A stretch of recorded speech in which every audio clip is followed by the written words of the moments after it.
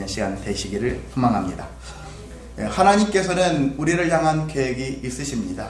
옛날 사형이라는 걸 보면은 첫 번째가 제1일이 뭐냐면은 하나님은 우리를 향한 계획이 있다라는 얘기를 하셨거든요.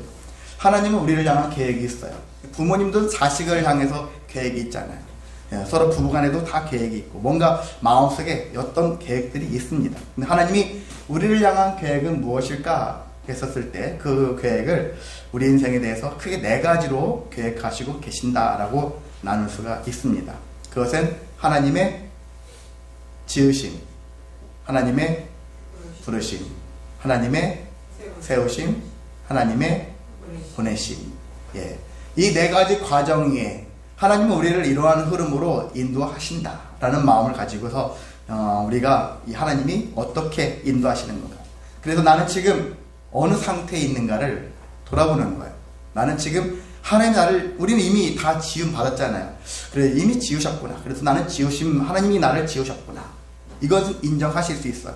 근데 그 다음부터는 사람마다 다르죠. 예수님을 안 믿는 사람들은 다 모르죠. 근데 예수님을 아는 사람들 입장에서는 하나님이 나를 이제 지금 부르심 단계에 있는가, 아니면 세우심의 단계가 있는가, 나를 보내심의 그 단계에 두셨는가 라는 것들을 우리가 돌아볼 필요가 있는 것입니다. 자, 우리는 이미 아담과 하와처럼 지음을 받은 존재였고, 그리고 이 다음에는 부르심에 응답하면서 살아가야 될 존재다라는 것들을 인식하면서 오늘은 하나님의 부르심에 초점을 맞춰서 광야로 부르신 이유를 함께 말씀을 나누고자 합니다. 성경을 보면은 온통 수많은 사람들이 등장하죠. 그 중에 엄청 유명한 사람들이 있습니다. 아브라함이 있고요, 모세가 있고, 그리고 사사들이라고 있어요.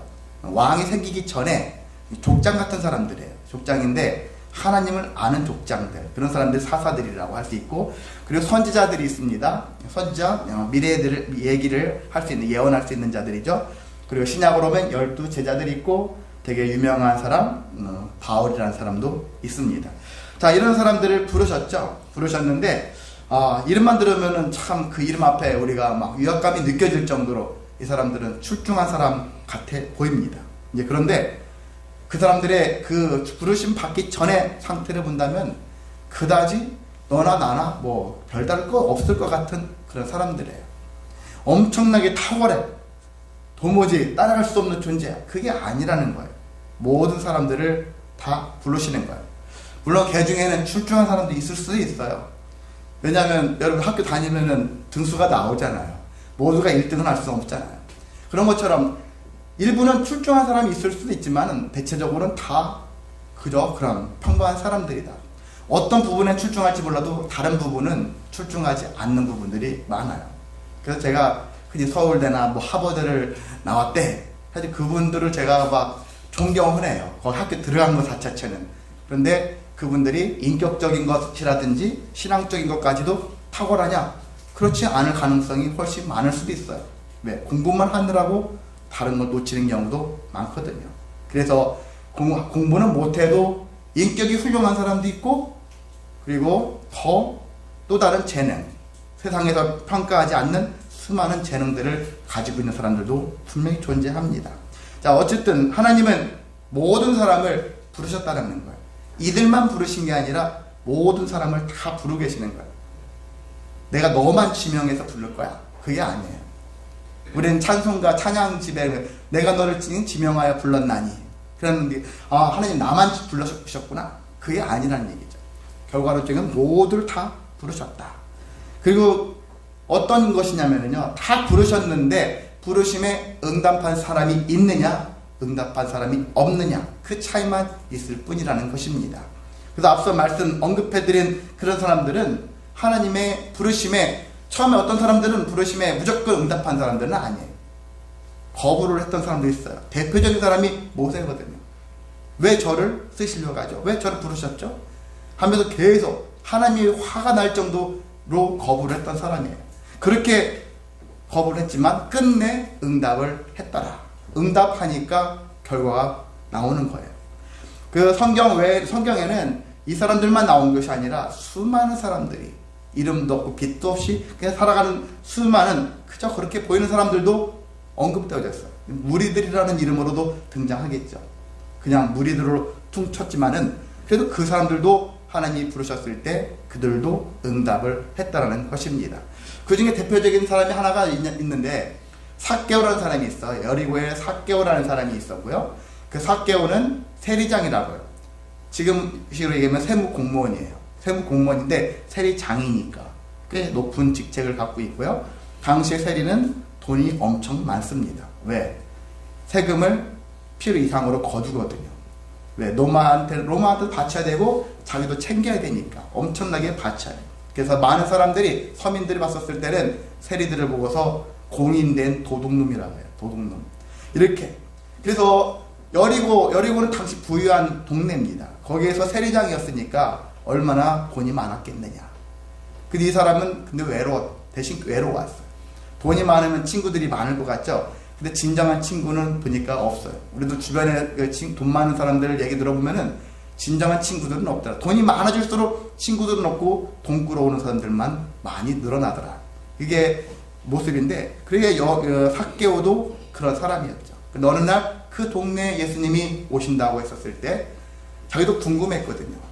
그 외로움, 뭔가 답답함, 인생에 대해서 돈은 많은데 근데 뭔가 모르게 삶이 아닌 거예요. 그 예수님을 보려고 돌 무화과 나무 위에 올라갔죠. 이 사람이 올라갔었던 이유는 키가 작아요. 키 작은 사람들은 늘 고민합니다. 저도 이미 키가 끝났는데도 키 컸으면 지금도 한 5cm만 컸으면 170대의 공기는 어떨까? 160대거든요. 그러니까 그런 마음에 키는 지금 평생 가는구나. 평생 키 때문에 고민하는구나. 우리 저기 주아 친구가 있는데 주아랑 춘기가 서로가 좀 나눠가지고 친구는 70이 넘거든요. 그러니까 내 키 좀 가져가라. 가져갈 수 있나요? 못 가져가죠. 자, 서로가 너무 크면 큰 대로 불만이고 작으면 작은 대로. 근데 작은 것보다는 큰 것이 낫긴 하겠더라고요. 작은 사람 입장에서. 자, 그래서 키 작은 이 삭개오이다 보니까 무화과 나무에서 봤을 때 예수님이 부르셨잖아요. 부르셨는데 싫어요. 안 가요. 거부했으면은 그 사람은 끝났을 거예요. 근데 예수님이 부르심에 서둘러서 내려갔고 예수님을 영접했고, 그리고 정말 구원받은, 너와 네 집이 구원을 받는다라는 예수님의 선포를 받았던 것을 볼 수 있습니다. 전혀 예수님과 상관없을 것 같은 인생이었는데 그 예수님의 부르심에 선뜻 응답을 하니까 구원의 역사가 일어났다는 것이거든요. 이러한 역사가 오늘 이 시간에도 넘치시기를 소망합니다. 심지어는 하나님의 아들이신 예수님도 부르심에 응답하시는 분이에요. 누가 부르셨을까요? 감히 예수님을 누가 부르겠습니까? 아버지이신 하나님이 부르시는 거예요.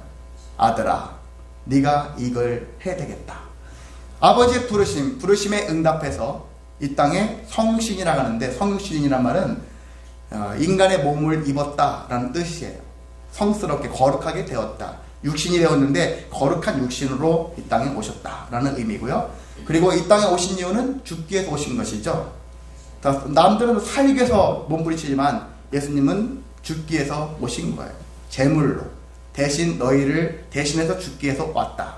그리고 그것만 끝난 것이 아니라 죽음이 끝이었다면 우리가 지금 기독교 안 다녀도 돼요. 교회 안 다녀도 됩니다. 예수님이 죽었습니다. 우리를 대해서 돌아가셨습니다. 그것이 다라면 여러분 교회 안 다니셔도 돼요. 죽으면 끝인데 뭐가 더 필요 있겠습니까? 그냥 내 멋대로 내 마음대로 막 살아내면 됩니다. 그런데 그게 아니라 부활이 있다라는 거예요. 부활이라는 것이 있기 때문에, 부활이라는 소망을 주셨기 때문에 우리가 막 살면 안 되는구나 라는 것들을 아는 거예요. 죽으면 끝이 아니다. 이 땅에서 죽음은 끝이지만, 잠시 동안 끝이지만 그 이후에 영원한 또 다른 인생이 펼쳐지거든요. 그래서 그 인생은 우리가 이 땅에 사는 날 동안에 어떻게 사느냐에 따라서 흔히 천국과 지옥으로 갈려지는 것 같은 인생으로 바뀌어질 수가 있는 것입니다. 그래서 예수님도 이 땅에 오셨을 때 오신 과정과 모든 행하신 일도 하나님의 부르심에 응답한 결과였다라는 사실입니다. 예수님도 그러시는데 당연히 우리도 그렇게 살아야 되겠죠. 자, 근데 하나님은 그러면 왜 우리를 부르실까요? 하나님 부르신 이유는 제가 두 가지를 보통 얘기를 하고 있었습니다. 오늘 어떤 얘기냐면, 첫 번째는요, 최소한 두 가지 이상의 이유가 있는데, 첫 번째는 우리를 구원하시기 위해서 우리를 부르신다는 거예요. 두 번째는 우리를 사명을 주시기 위해서 부르신다는 얘기입니다. 자, 첫 번째, 우리를 부르실 때 나는 아직 예수님 믿지 않았어. 근데 친구가 야, 교회 가자 막 해서 가기 싫었는데 아예 의리 때문에 할 수 없이 교회 갔어. 그런데 뭔가 모르게 막 감동이 왔어. 그러면서 예수님에 대한 궁금함이 생겨지고 믿음에 대한 것들이 생겨지면서 예수님을 믿게 되어졌어요. 근데 어느 날 갑자기 교회는 안 다니고 혼자 성경 구절을 보다가 감동을 입은 사람들도 있어요. 어떤 사람은 제가 예전에 그 연세 코칭이라고 해가지고 연세대 코칭을 받은 바 있는데, 서우경 교수라고 가끔 여러분 어떤 이제 좀 유명한 분이니까 그분 같은 경우는 불교 포집을 하려고, 이 사람은 아예 동국대를 진학을 했어요. 자기는 불교인이 되어져서 많은 사람들을 불교로 인도하려고, 그렇게 그런 목적으로 불교를 다녔던 사람이었는데, 어느 날 집에서 있는데 거기 베란다 문에서 성경 구절이, 자기 성경 한번 모른대요. 근데 성경 구절이 막 또 그게 막 이렇게 나타나고 빛처럼 나타나고 희한한 그런 체험을 하게 되었고, 그래서 자기가 불교를 포기했고, 불교 이미 대학까지 다 나와가지고 불교인으로서 살려고, 중된다는 건 아니에요. 그런 건 아니에요. 근데 그렇게 했는데 결국은 그렇게 임하신 하나님을 믿고 바뀌어진 거죠. 완전히 바뀌어져서 지금은 예수님을 막 증거하면서 사역을 감당하는 그런 분들도 있더라고요. 자, 이런 여러 가지 모습으로 하나님께서 은께 부르시거든요.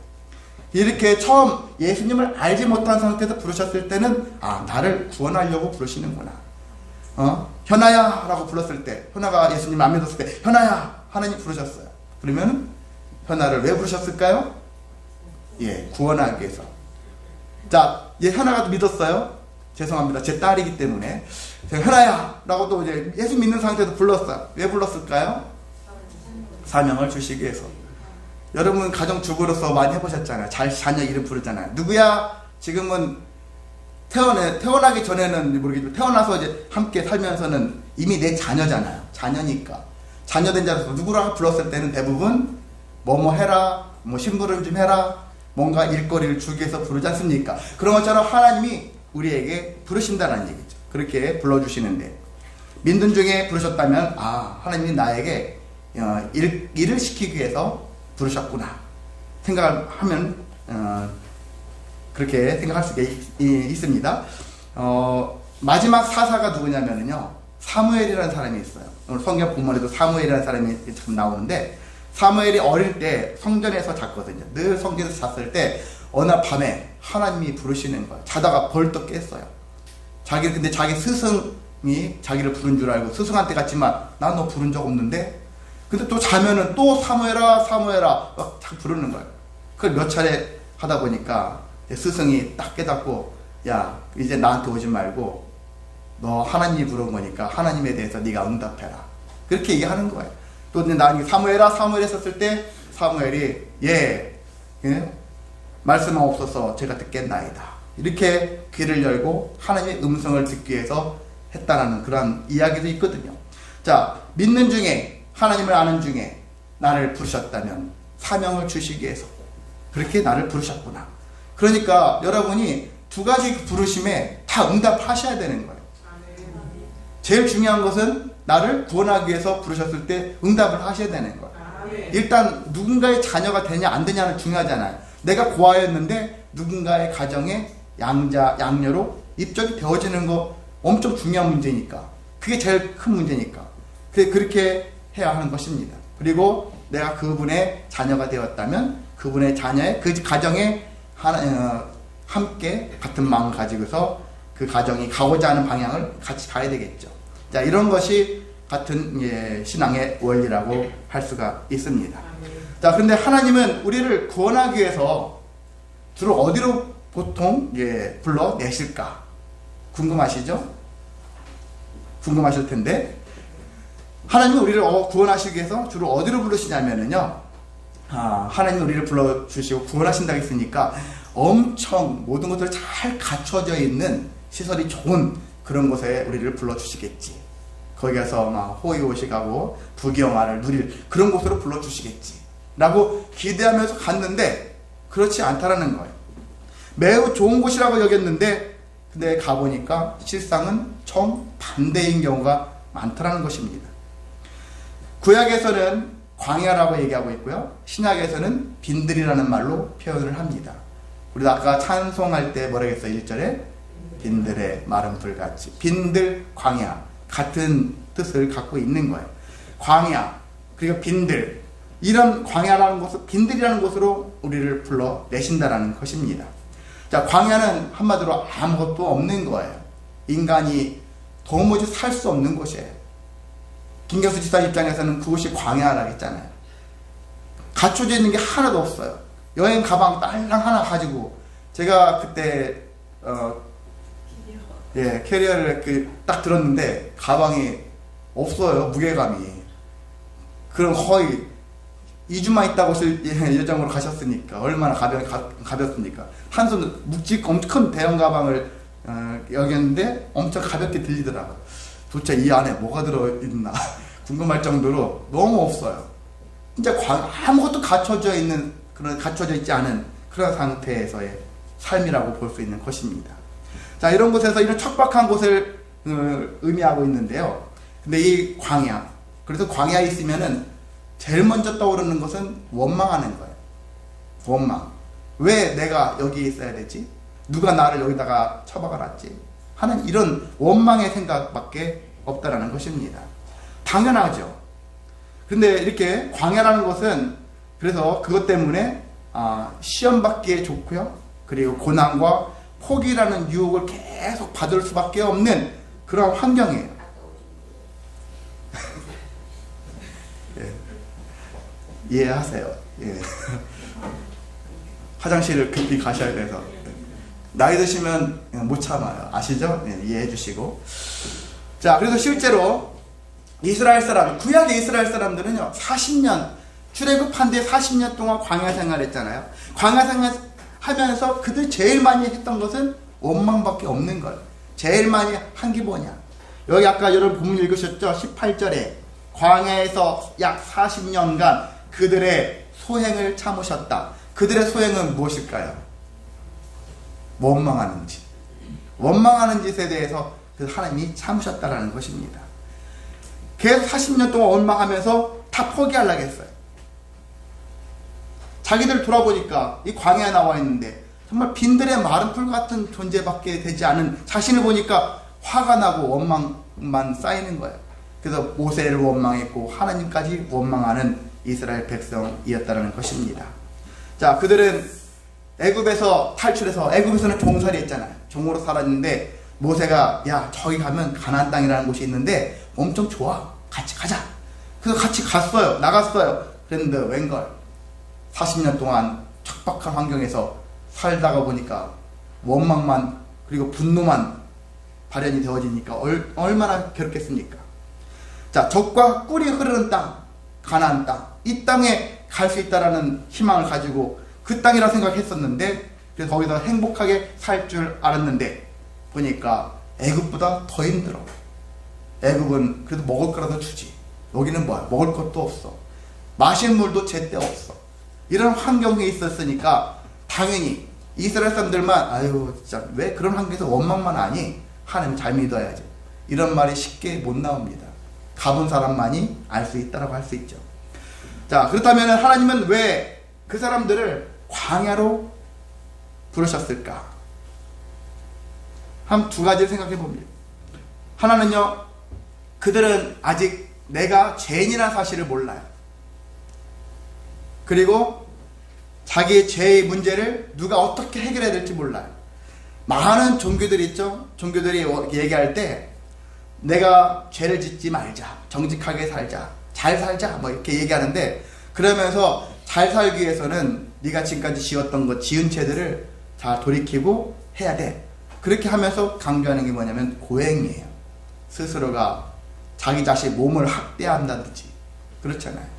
그렇게 괴롭혀요. 몸을 막 굽는다든지 아니면 되게 꼭대기, 나무 꼭대기 올라가서 거기서 며칠 동안 밥도 안 먹고 버틴다든지 잠도 안 자고 여러 가지 많은 시도를 해가지고 자기 몸을 괴롭히고 힘들게 만듭니다. 일부러 만들어요. 그게 죄의 대가라고 생각하면서. 그렇게 하게 되어지면 죄가 해결됩니까? 안 된다라는 거예요. 그래서 어떤 거냐면은 죄의 문제를 해결할 수 없구나. 죄를 해결하려면은 하나님의 절대적인 은혜가 필요하다라는 사실들을 깨닫게 된다라는 것입니다. 그래서 광야 생활을 하게 되어지면은 절대 은혜가 필요하구나. 나의 힘으로는 할 수 없구나. 하나님의 은혜로 죄가 해결되어야 되고, 그리고 하나님의 은혜로 내가 살아갈 수밖에 없다. 지금 갖춰져 있는 게 아무것도 없잖아요. 그래서 우리 김경수 집사님도 거기서 갖춰져 있는 게 없으니까 찾는 분은 하나님밖에 없는 것처럼 되어진다는 사실입니다. 그래서 하나님을 전적으로 하나님을 신뢰하기를 원하신 거예요. 그리고 우리가 스스로 할 수 있는 것은 해야 되지만은 내가 아무리 애써도 도무지 감당할 수 없는 것은 하나님께 맡겨야 합니다. 모든 걸 맡기면 안 되는 거예요. 내가 할 수 있는 거, 학생이면 학생 공부를 해야 되잖아요. 그래서 공부도 안 하면서 하나님 100점 맞게 해주세요. 저 도무지 공부 못하겠어요. 100점만 맞게 해주세요. 이런 거 잘못된 것처럼 내가 할 수 있는 것을 해야 되죠. 최선을 다해서 하되, 그런데 모든 결과는 하나님께 맡길 수 있는 것, 도무지 할 수 없는 것만 하나님께, 정말 제가 할 수 있는 게 하나도 없군요. 하나님께서 해결해 주십시오.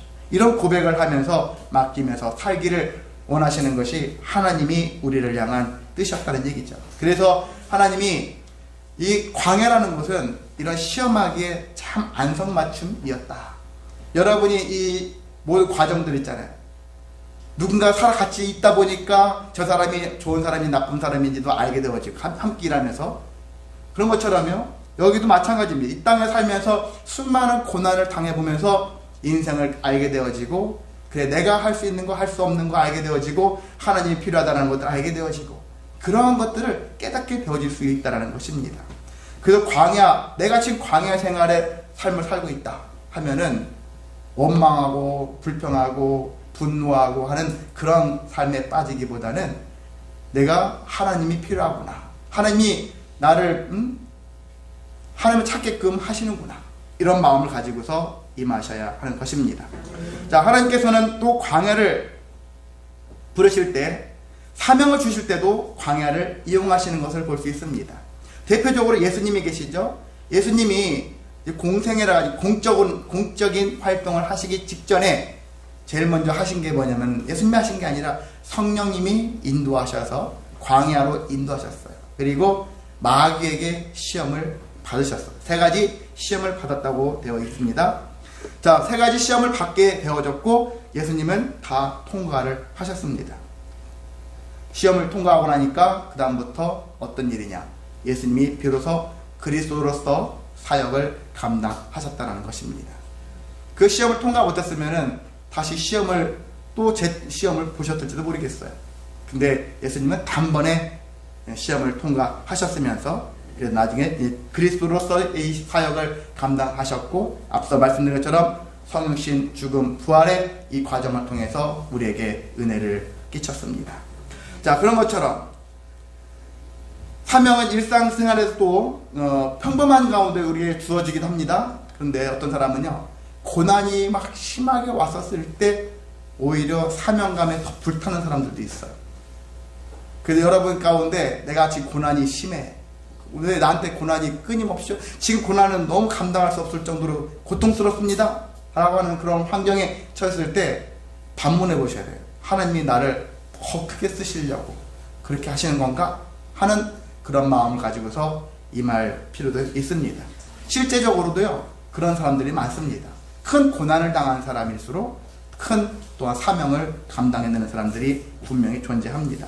그러니까 여러분에게는 평범하든지 그냥 행복하든지, 그리고 작은 고난이 오든지 아니면 큰 고난이 오든지 상관하지 마시고, 하나님이 다 뜻하신 바가 있구나, 나는 다 알 수 없어, 지금은 알 수 없지만 지나고 나면 하나님이 왜 그렇게 하셨는지 우리가 깨닫고 있는 것처럼, 그렇게 미리 여러분이 예측하시면서 절망에 빠지지 마시기를 소망합니다. 자, 하나님은 이렇게 우리를 구원하시기 위해서, 사명을 주시기 위해서 광야로 부르셨습니다.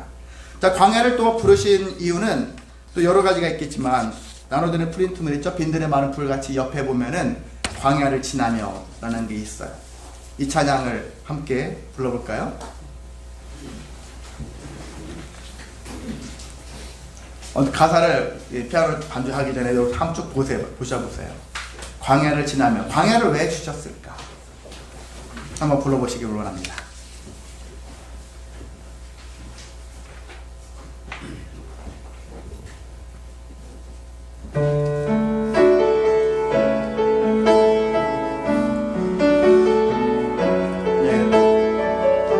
후렴 돌아가지 않고 곧바로 넘어갈게요. 왜 나를 깊은 어둠 속에,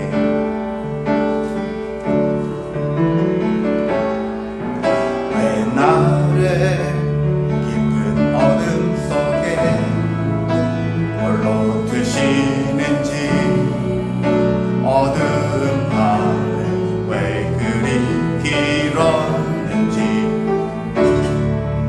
나를 고독하게, 나를 낮아지게, 세상 어디로 기댈 곳이 없게 하셨네.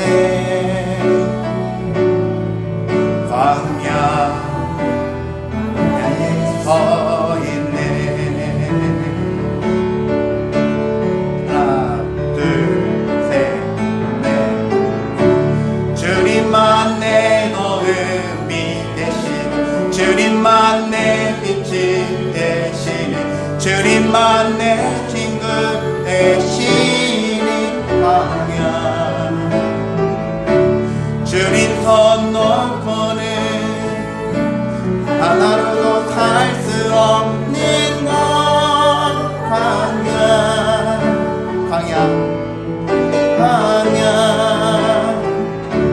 주께서 나를 사용하시려, 나를 더 정결케 하시려, 나를 택하여 보내신 그곳 광야.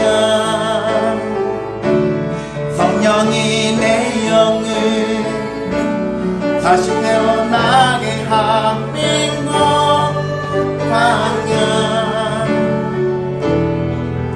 광야에 서 있네.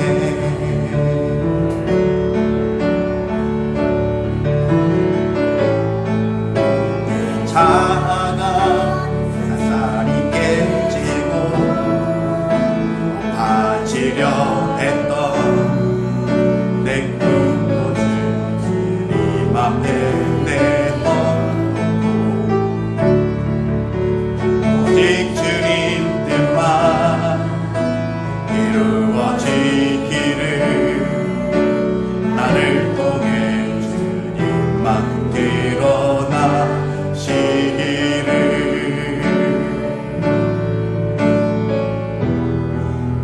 광야를 지나며.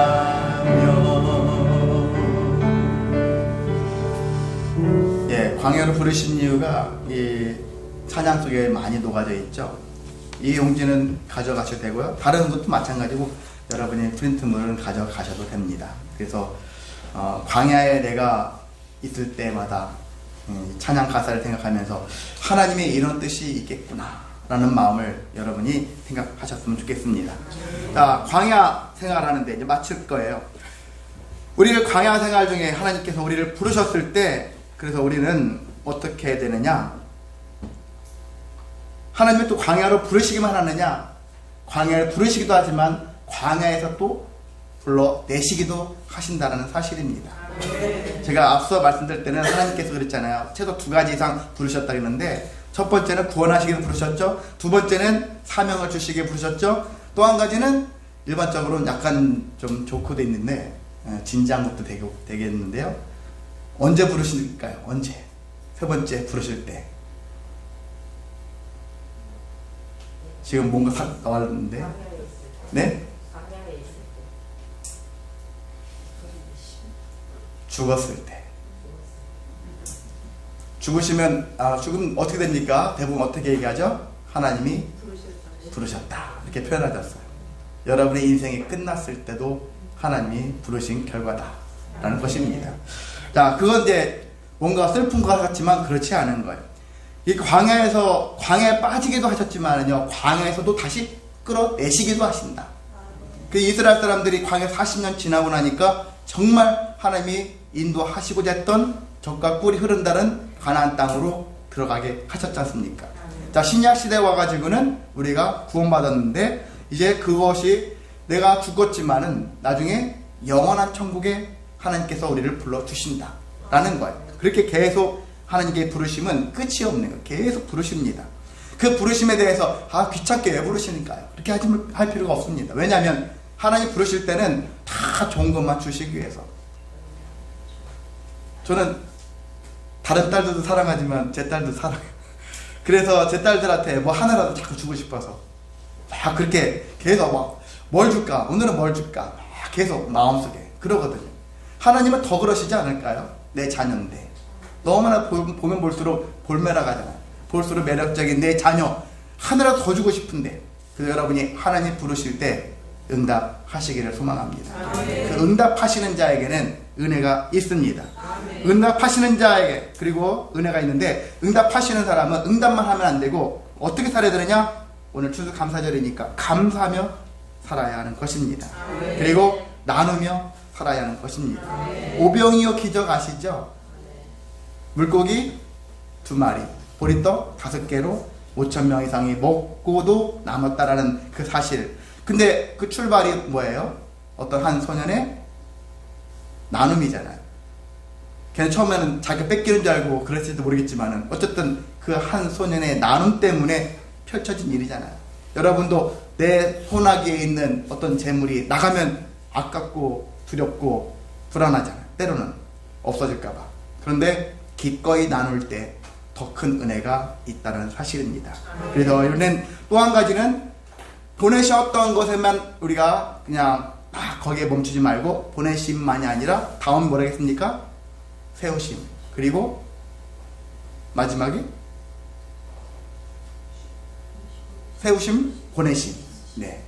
여기에 이르기까지 끝이 없는 것처럼 보이겠죠? 계속 이런 단계로 여러분이 나아가시는, 그래서 은혜를 많이 받고 하나님의 은혜와 상급 가운데 살아가는 저와 여러분 되시기를 주님의 이름으로 소망하고 축복합니다.